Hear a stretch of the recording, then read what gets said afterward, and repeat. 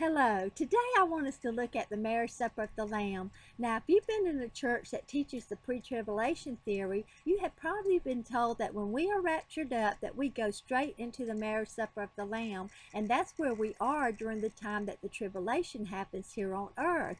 Well, when I started looking at the scriptures, I noticed that the marriage of the Lamb is not even mentioned until near the end of the tribulation period in Revelation 19, right at the time of the Battle of Armageddon.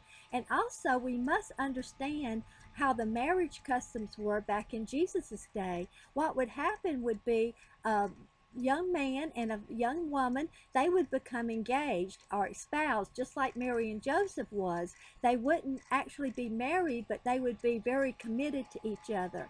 And the young man would go to his father's house, and he would build a place next to his father's house or attached to his father's house for him and his bride. And when he got through, he would come back to get his bride, and she just had to be ready and waiting for him. And after this happened, that's when they would have the marriage supper. So this is very well illustrated in the parable of the wise and foolish virgins in Matthew 25, 1 through 13. Then shall the kingdom of heaven be likened unto 10 virgins, which took their lamps and went forth to meet the bridegroom. And 5 of them were wise, and 5 were foolish. They that were foolish took their lamps and took no oil with them, but the wise took oil in their vessels with their lamps. While the bridegroom tarried, they all slumbered and slept. And at midnight there was a cry made, Behold, the bridegroom cometh, go ye out to meet him.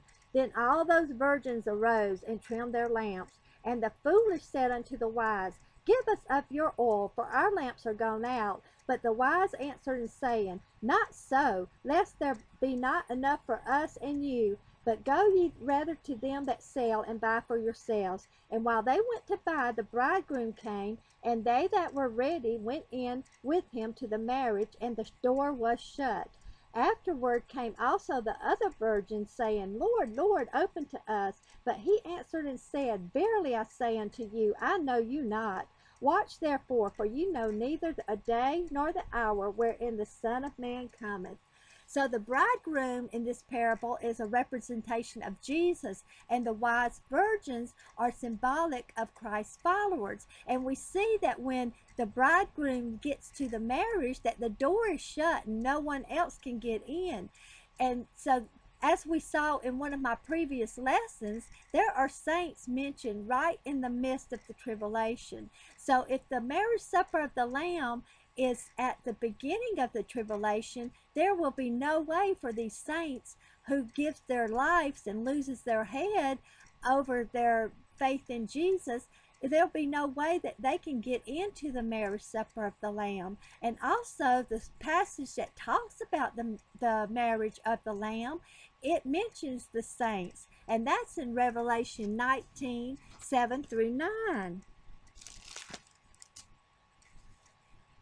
Let us be glad and rejoice and give honor to him, for the marriage of the Lamb is come, and his wife hath made herself ready. And to her was granted that she should be arrayed in fine linen, clean and white, for the fine linen is the righteousness of the saints.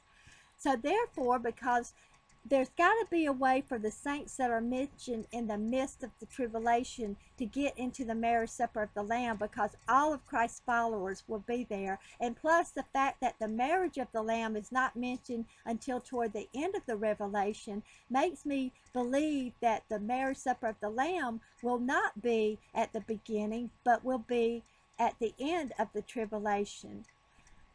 So please comment below if you agree or disagree, or if you have questions. And may God bless you today and every day in each and every way.